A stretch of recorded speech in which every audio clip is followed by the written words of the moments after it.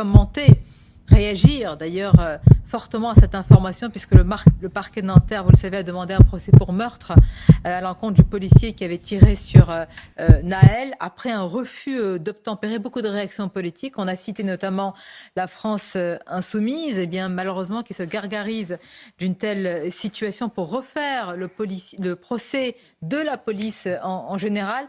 Nous sommes avec, j'allais dire, un ancien policier, mais il l'est toujours, policier un jour, qui est aujourd'hui eurodéputé RN. Mathieu Vallée, merci de votre présence. Merci à vous. Comment vous réagissez? Comment vous avez réagi en apprenant bien, cette information du parquet de Nanterre et quelles conséquences cela aura selon vous? Oui, bonjour Sonia Mabrouk, merci de votre invitation.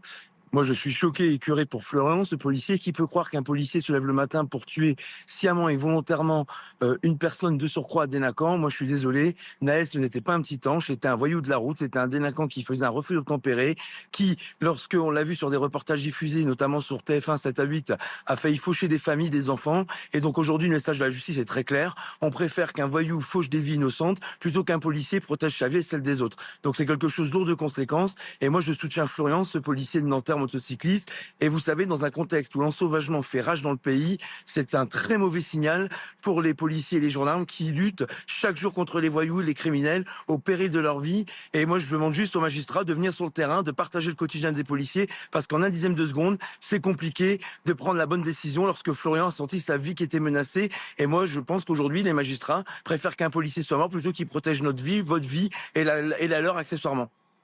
Et il y a à la fois le policier et l'eurodéputé qui parlent, et j'interroge davantage le politique que vous êtes, Mathieu Vallée. C'est vrai que d'abord c'était un drame, évidemment, mais cette affaire était viciée dès le départ. Emmanuel Macron, quand même, avait réagi, qualifiant d'emblée l'acte.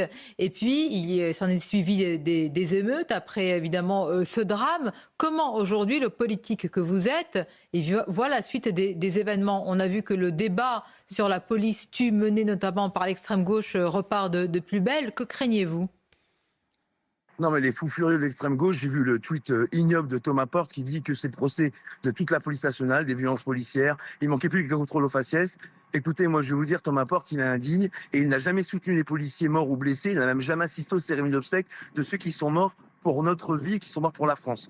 Et je vais vous dire aussi, la justice, en tant que responsable politique, elle a peur. Elle a peur des émeutiers, elle a peur des voyous dans les cités, et surtout, elle veut acheter la paix sociale. Et donc, vous imaginez bien que si le policier n'était pas poursuivi pour meurtre, c'est-à-dire pour avoir tué volontairement quelqu'un, moi, je ne crois absolument pas que Florian ait pu faire ça parce que c'est un policier, que c'est un grand serviteur de la République. Il a été militaire avant, il a enchaîné avec une carrière dans la police. Moi, je vous dis, durant les émeutes, il avait déjà été